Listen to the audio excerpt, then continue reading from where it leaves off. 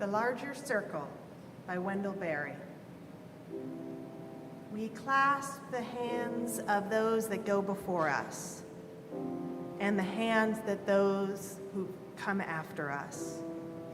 We enter the little circle of each other's arms and the larger circle of lovers, whose hands are joined in a dance, and the larger circle of all creatures passing in and out of life, who move also in a dance, to a music so subtle and vast that no ear hears it except in fragments.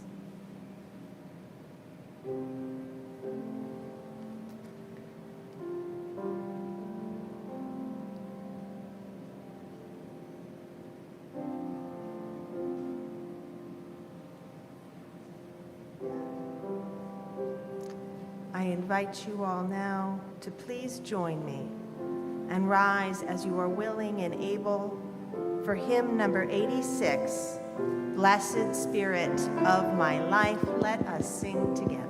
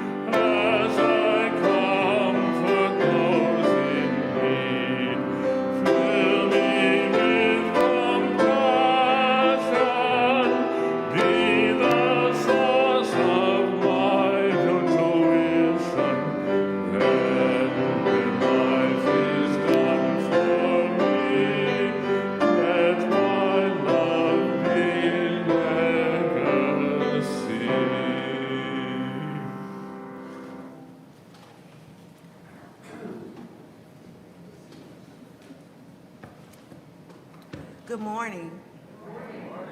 Welcome to the Unitarian Church of Baton Rouge. My name is Leslie Grover, and I am one of your worship associates. We are so happy today to welcome everybody today, whether you're visiting us for the first time or whether you're visiting us forever and ever. We're glad that you're here. We also have a very special guest this morning in the pulpit, Minister Darcy. She's been with us before, and we were just discussing this morning. It's been so long since we've seen her, and then we remembered we have to add in those pandemic years. So it's very much a treat to have her with us this morning. A couple of announcements. Right after service at 10:15, I am actually hosting the Art of Sacred Space, and you're welcome to join. You do not have to know how to do art to do it. All you have to do is have feelings. And if you have feelings and you think about things, and you're welcome to join us. It's from 10:15 to 11:15 this morning. Also, in our sanctuary today here at 3 p.m., Youth Oasis and Social Justice are hosting the showing of an amazing documentary called Shelter. It's about unhoused youth and their challenges. And if you haven't seen Shelter, it's really worth you coming back out to participate. And if you have seen Shelter, come and watch it again, because it's really worth your while. And now we're going to go ahead and move to the moment in our service where we place stones. For those of you who are new or visiting, we place stones when we bring a joy we bring a fear, when we bring any type of emotion that we want to hold in sacred space, that we want to rest for today, or that we want to celebrate. If you're joining us online, you can please put an asterisk or a name or your need or your joy there in the chat, and you will be part of the service today. So at this time, I'm going to invite you to come along both sides of the sanctuary and place a stone.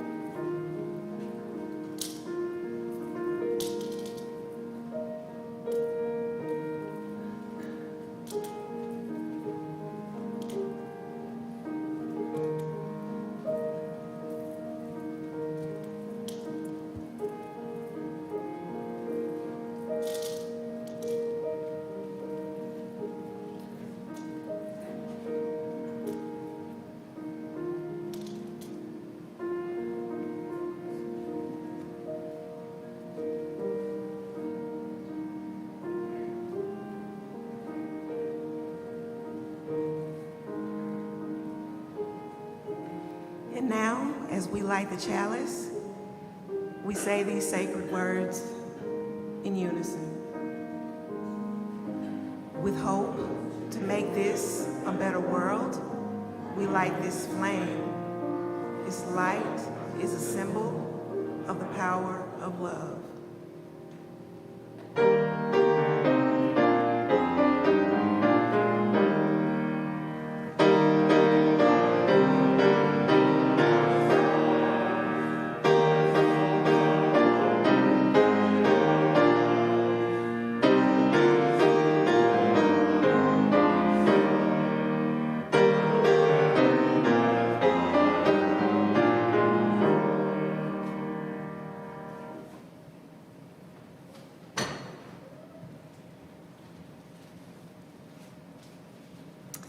A journey in 3 parts. So last August, as my family's Hurricane Ida evacuation crawled along the I-10 from Louisiana to Texas, it was just past Lake Charles when the 3 a.m. flash of brake lights woke up our 15-month-old. Our older child mumbled softly in the back. Car neighbors on all sides shared our drawn, determined faces. We shared, too, a biological urge to protect ourselves and our families as best we can. In a changing world battered by climate change and inequitable economic and social policies, that task feels increasingly difficult. On that same bleary night, news of the Supreme Court's refusal to stay the Texas 6-week abortion ban spread across the airwaves, a ban that ostensibly made forced birth the law of the land. And as of this Friday, Roe versus Wade, the almost 50-year-old law that has protected abortion, has been overturned. As of Friday, Louisiana has banned abortions from the moment of fertilization, with jail times and fines for abortion providers. Soon, very soon, a huge southern swath of this country and parts of the Midwest will outlaw abortion. Louisiana women and people who can get pregnant will have the farthest to travel to receive care, in some cases almost 700 miles, boxed in on all sides by trigger law states. So, As a Unitarian Universalist minister who actively supports reproductive justice, which is a movement created and led by women of color for the right to have children, to not have children, and to raise the children we do have in safe and healthy environments, as well as a woman who was given birth twice and miscarried once, almost dying of internal hemorrhaging in a state with some of the highest mortality rates in the nation. Friday's decision and the leaked draft before it was shocking, but hardly surprising. Conservative state legislators have been laying the groundwork for this decision for years, chipping away at any number of supports for women who choose not to parent, as well as those who choose to parent, particularly women of color and poor women. So I don't know how y'all are feeling today, but as a Unitarian Universalist, my heart hurts. Not simply because of the important, but sometimes long-winded statements we make as a religious body around reproductive justice, because I know we UUs do love to talk, but because of our first principle, the inherent worth and dignity of every person. Restrictions on abortion care is not simply a discussion about a procedure.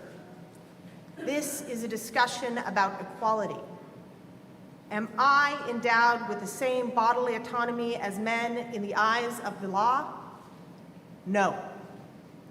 Am I endowed with the same humanity in the eyes of culture, law, most religions? No. But in my memory, I return to my family's evacuation road trip from New Orleans to Austin, a normally 8-hour drive becoming 26. I imagine what that lonely trip out of Louisiana might look like for a woman trying to attain abortion health care. So on our endless evacuation drive, at gas station after gas station, pumps were empty and people were dazed. And yet, the McDonald's next to the Conoco in Beaumont, Texas, I recommend it, it became a gathering place as people traded stories, changed diapers, even laughed a little, played music. I imagine making that trip alone as a woman, with no news coverage, no federal relief, in a swath of states so huge, losing money from not working, scraping together what I can for the health care I might need, budgeting for hotels and food and gas. Would I find the same camaraderie as my family did at a 2 a.m. gas station? Could you even safely share your story? Or might sleeping in a rest stop be the best option for a woman needing to save her resources and keep quiet about where she's going, what she's doing? That woman, any woman who now attempts to access the health care that she needs, is being willfully displaced, not only from her community, but also from her body.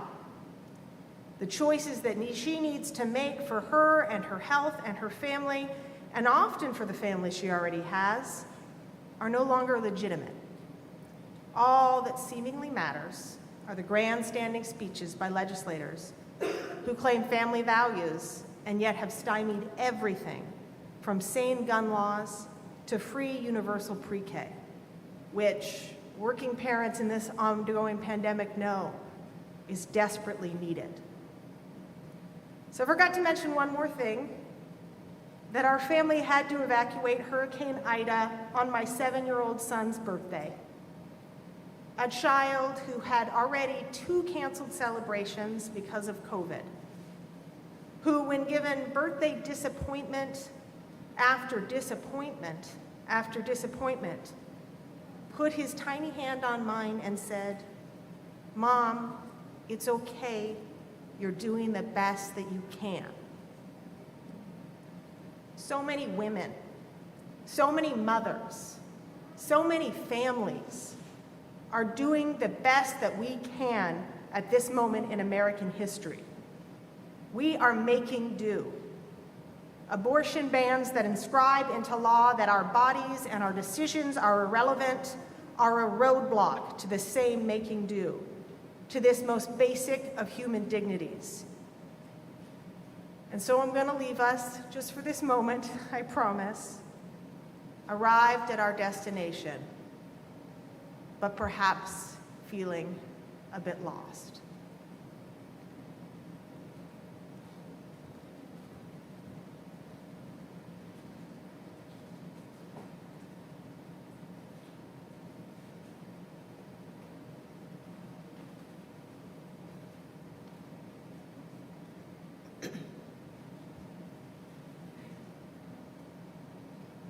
In Summertime by Paul Lawrence Dunbar, excuse me. When summertime has come and all the world is in the magic thrall of perfumed airs that lull each sense to fits of drowsy indolence, when skies are deepest blue above and flowers are flush, then most I love to start while early dews are damp, and wend my way in the woodland tramp where forests rustle, tree on tree, and sing their silent songs to me. Where pathways meet and pathways part, to walk with nature heart by heart, till wearied out, at last I lie where some sweet stream still singing by a mossy bank, where violets vie in color with the summer sky, or take my rod and line and hook and wander to some darkling brook where all day long the willows dream and idly droop to kiss the stream, and there to lull from morn to night, unheeding, nibble, run, or bite, just for joy of being there and drinking in the summer air, the summer sounds and summer sights that set a restless mind to rights. When grief and pain and raging doubt of men and creeds have worn it out, the bird's song and the water's drone, the hummingbee's low monotone, the murmur of the passing breeze, and all these sounds akin to these that make a man in summertime feel only fit for rest and rhyme. Joy springs all radiant in my breast, though pauper poor, than king more blessed. The tide beats in my soul so strong that happiness breaks forth in song and rings aloud the welkin blue with all the songs I ever knew. Oh, time of rapture, time of song, how swiftly glide thy days along, adown the current of the years, above the rock of grief and tears.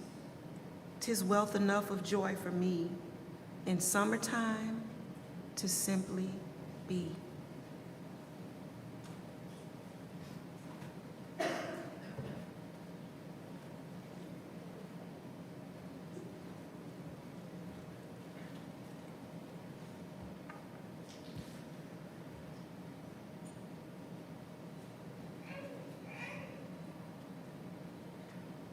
So this Tuesday was summer solstice for us in the Northern Hemisphere. The astronomical beginning of summer, the sun reaching its highest point in the sky. Cultures from around the world celebrate this midsummer with dancing, drinks, bonfires, sunbathing, a celebration of life, fertility, nature. So I was pulled into a solstice ritual by my little pagan, the aforementioned 7-year-old. He was particularly invested in making a midsummer flower crown. And that's how I was almost attacked that day by a peacock and a baby goat. So I'll back up. All this week, perhaps like some of you, the specter of Roe versus Wade being struck down loomed large. As many of you know, when you do Louisiana progressive organizing, you learn to get used to some disappointment. This week, though, I felt despondent. I was taking personally, as well I should, a full-throated, misogynistic Supreme Court declaration as to why women were unworthy of rights, decisions of their own body. The inherent worth and dignity of all people, seemingly only referring to those with, and I'm going to say it at this pulpit, penises, even better if they're Christian, white, and straight. So I felt a bit like Paul Laurence Dunbar in our poem today. When grief and pain and raging doubt of men and creeds have worn it out. Our Unitarian Universalist faith tells us of the power of community, that even the smallest of voices can make a difference. But by the stroke of a gavel, by a conservative supermajority, the court is in the process of stifling so many of these progressive voices, from reproductive care to gun control to criminal justice, just as it tried to stifle civil rights leader Homer Plessy and the hopes of generations of black activists in the late 19th century, when the Supreme Court upheld the doctrine of racial segregation out of Plessy versus Ferguson. Just as it came from a culture that often stifled the voice of Dunbar, who as a black poet in the 19th century had to contend with racism and condescension. No wonder he wanted to escape to nature.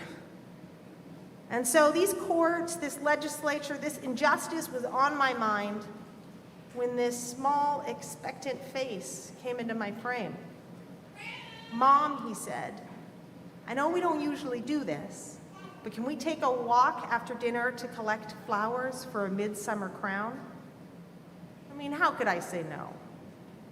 And so hand in damp hand, we walked with our basket collecting flowers, talking with neighbors who have become friends, watching the Louisiana sky, so beautiful, turn all colors of red, yellow, purple, pink. And that's when we met Jojo the leaping goat. Just 6 days old and feisty, our neighbor's new goat, right in the middle of New Orleans, was ready to rumble. And who should appear, I kid you not, but we also have a peacock named Archie in our neighborhood, and it is Archie's neighborhood. He's been there from before we were. And he wasn't about to be usurped by a goat, no matter how cute. And so that's how I ended up waving a Costco lantern and using my body to block a peacock from scratching Jojo the leaper. Had I miscalculated, I think that would have been quite a story at the emergency room. I tried to break up a fight between a baby goat and a peacock. I lost.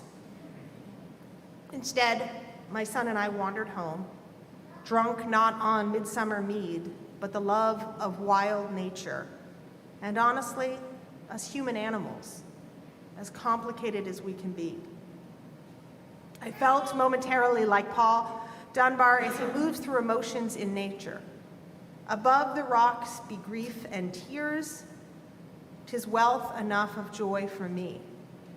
In summertime, to simply be. A time to simply be.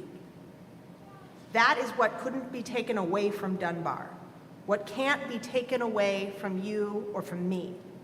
A time and a place to be, a center from which our love, rage, hurt, creativity, all of it can settle until we are refreshed enough to remember why we create for this world, why we fight for this world, why we love this world, to prepare for the fight to come. Things will get harder. Some of you will feel it in your economic and personal lives. Many of you may not actually feel personally affected at all. I think there should be some kind of German word for this. There's always a German word for something like this. When your personal life is fine, beautiful even, with flower crowns and leaping goats, but the world around you, or more honestly, the injustice right here in Louisiana and our country, injustices that have already been occurring for years, bring you pain and desperation. What a disconnect. But I ask you all, as faithful UUs, to stick with the pain and find the joy. Both are realities for faithful Unitarian Universalists. Peace, liberty, and justice for all is our religious calling. That is no small feat. But that does mean in this moment choosing action over complacency or cynicism, making things uncomfortable for those who use politeness as a code word for keeping the status quo as white, Christian, rich, male, straight. It means saying the word abortion and gay because abortion is a medical procedure and gay is a sexual orientation. That's it. And reminding ourselves that amidst all this rage and fear and sadness, the sun, which shone so brightly this week, perhaps a little too brightly, still shines day after day after day. Let us remember that constant too. We'll be brave, we will endure, and we'll soak up the sun when we can. Please rise as you are willing and able for hymn number 1053, How Could Anyone?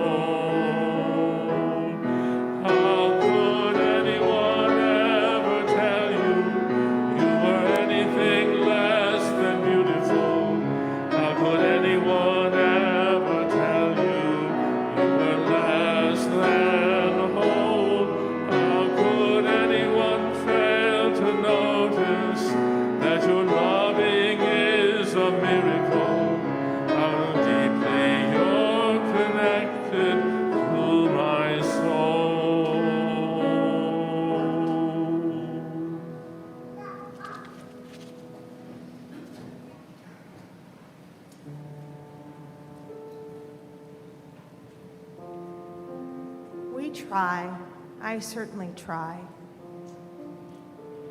to articulate the depth of pain and sorrow that some of us are feeling in this moment. And we try, I often try, to articulate too the great love and joy and celebration that can also be held at this time in this moment by the same person, one body, one heart. And sometimes, silence. Sitting in that place of simply being is our only articulation. And so, with so many words today, I invite you all to take a minute of silence to hold the griefs and cares, as well as the joy and love in your one beautiful heart.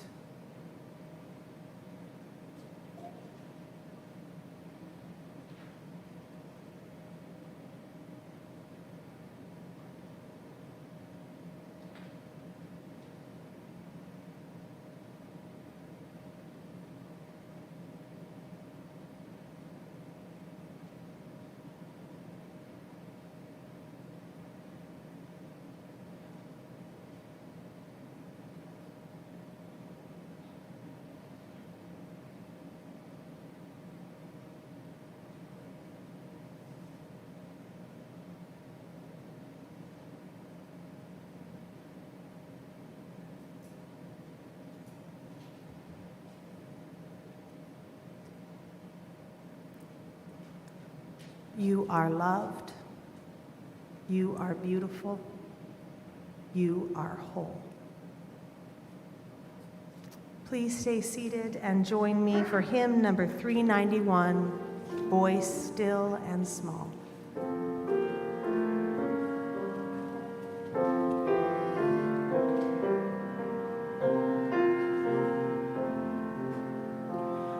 Voice still and small, deep inside all, I hear you call, singing. In dark and rain, sorrow and pain, still you remain, singing. Calming my fears, quenching my tears, through all the years, singing. Voice still and small, deep inside all, I hear you call, singing. In dark and rain, sorrow and pain, still you remain, singing. Calming my fears, quenching my tears, through all the years, singing.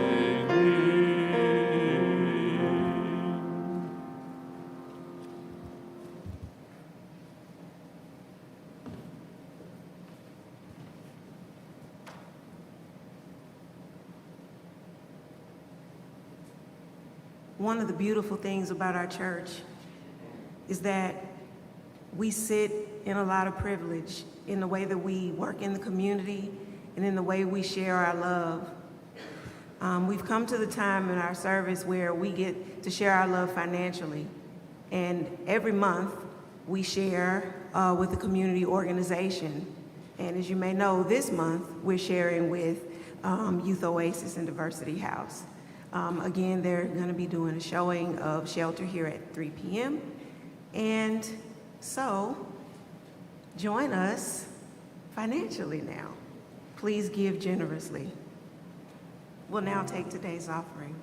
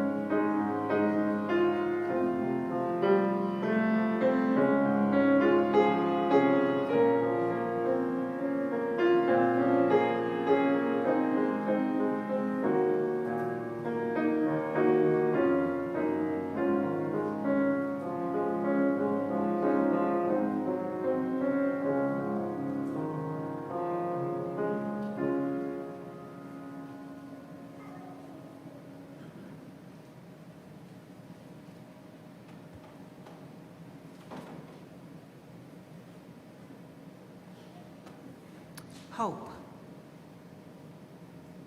I see you again across the sparse grass, you who were gone, waving your arms like fiery wings. I raise my hand against the glare to be sure of you.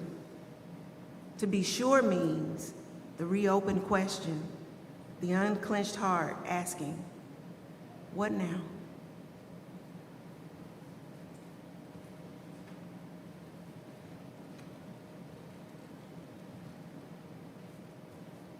So as Unitarian Universalists, we believe, for good or ill, that we are all interconnected. During our family's Hurricane Ida drive, we witnessed more acts of caring, even under extreme stress, than we did of toxic individualism. For every shouting match in the line at Lowe's, which happened, there were so many more instances of grace and care. From fundraisers for hurricane-displaced folks, to our kids playing with other little ones at dawn in a Texas Starbucks parking lot. That gives me a sliver of hope, the kind that Eliza Griswold writes of in her poem. It's raising its fiery wings at us in the distance, because it's community that will save us, not any individual. There are more folks who choose to care about each other, who understand that their survival is intimately connected with others, than those who don't. It won't be easy, but we must move forward. Now, I don't know about you in Baton Rouge, but in New Orleans, we've got a lot of potholes. But despite these bumpy paths, haven't we always found a way to get to our destination? So reproductive justice has actually helped a lot of us faithful people, have given all of us a framework, remember, created and led by Black women, because they, in the very beginning, connected racism, gun chaos, environmental displacement, maternal mortality, anti-LGBTQ laws, lack of abortion access, to human rights issues, centering also the most impacted individuals. Follow their leadership. Donate to Southern reproductive justice organizations like Sister Song and Women with a Vision. Listen and learn. We are in this together. Get involved with interconnected issues. So pro-life legislators care about life. Ask them again and again why they refuse to vote for the Momnibus Act of 2021, spearheaded by the Black Maternal Health Caucus, to lower the U.S. maternal mortality rate, which is now the highest in the industrialized world, about to skyrocket higher.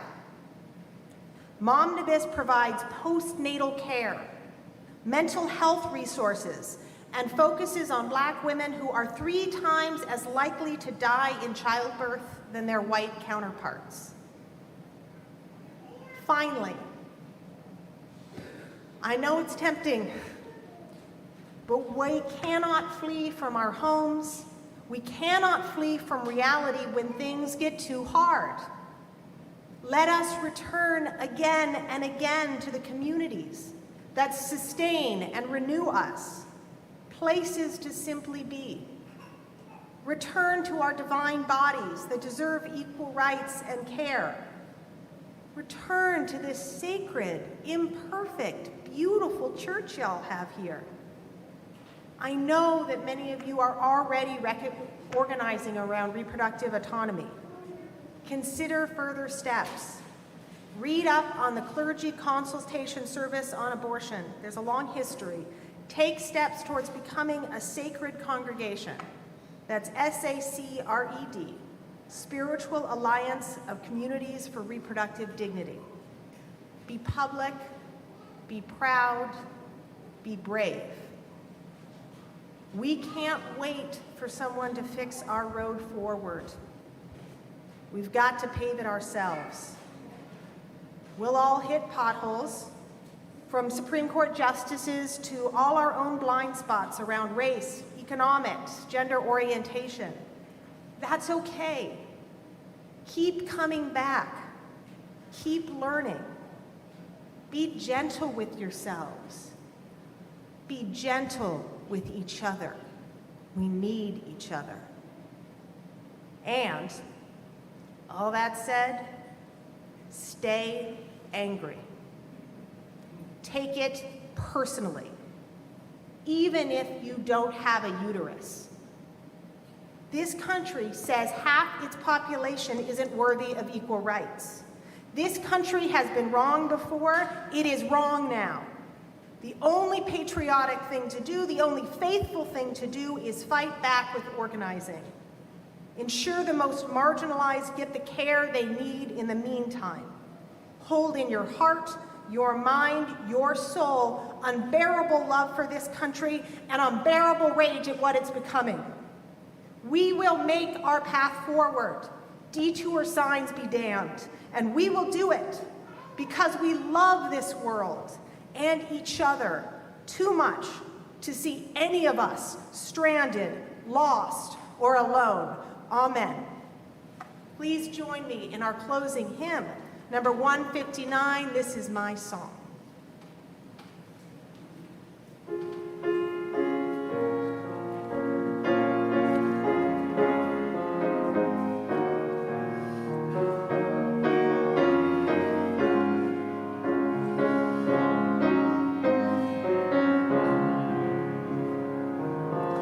This is my song, O God of all the nations, a song of peace for lands afar and mine. This is my home, the country where my heart is. Here are my hopes, my dreams, my holy shrine. But other hearts and other lands are beating with hopes and dreams as true and right as mine. My country's skies are bluer than the ocean, and sunlight beams on clover leaf and pine. But other lands have sunlight too and clover, and nothing everywhere as blue as mine. Oh, hear my song, thou God of all the nations, a song of peace for their land and for mine.